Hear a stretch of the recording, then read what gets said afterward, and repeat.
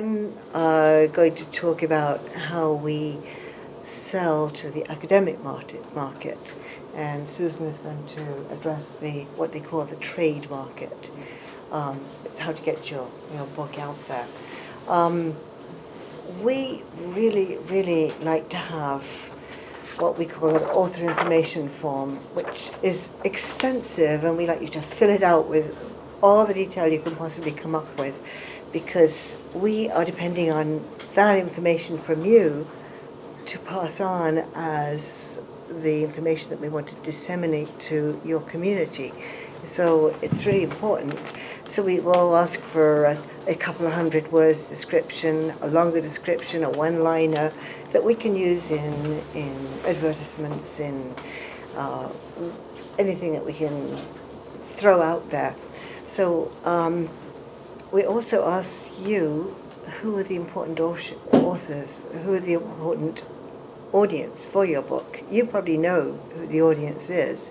So the more you can tell us that, we're happier, because it means that we can get the information out about your book to the right people who will buy the book, hopefully buy the book. And in case of text, if it has use of text, then we can get those books to people to use in courses, which means that then we sell a lot of copies, which is the point. beyond getting your book written, then we have to actually sell it and make it out there.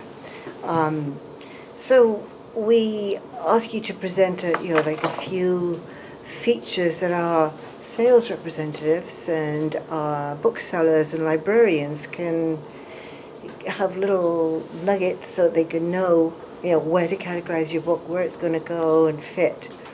And it's not that easy to come up with that. When you've been looking at the big picture the whole time, and you've suddenly got to take out and get it down to a one-liner, it can be very hard. We do a lot of direct contact about your book. We will send out email.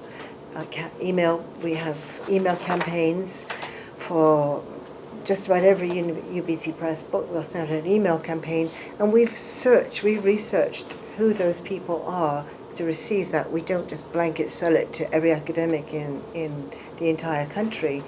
If it's on Canadian history and it's a particular area of Canadian history, we will look. We have masses and masses of lists, and we will filter those lists and look at who is teaching in this area, send that person an email about your book. And we get really good responses to those. And people, it means that people know about your book, and we want to get it out there as much as possible.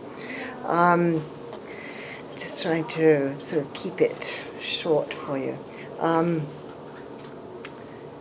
If you have a new addition to a book, it's really key for us to know what the changes are, because that's going to be something that the first thing that people ask. So why am I going to buy a new edition? So any updated information is always great for us. We do try to get you to give us all this information in one place as soon as your manuscript is in to the editors.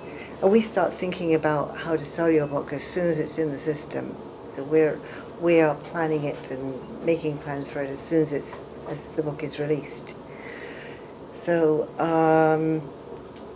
if it does have text potential, definitely, what kind of, if it would be just a supplemental reading, or if it's going to be a full-on text, that helps us to know what your plans are for the book. You may not know it at the time, and it may not. It's sometimes a book that you had no idea would be used as a textbook does end up being picked up as a textbook, which is wonderful, because then we sell lots of copies.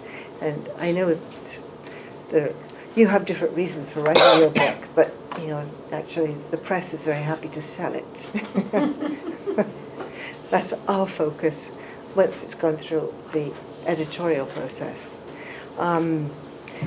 if you've got contacts in the press, the media, listservs, and that you can post about your book, we're happy to provide you with nice things to just add to your listservs or any of those sorts of things. We can provide you with nice looking stuff that will help to sell your book to your colleagues and to your peers, and not only in this country.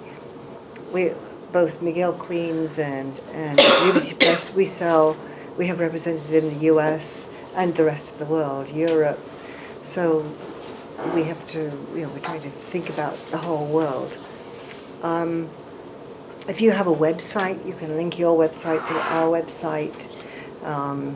So there's lots of Facebooks, any other sort of alternative media, because those are starting to be ways of that things are coming across.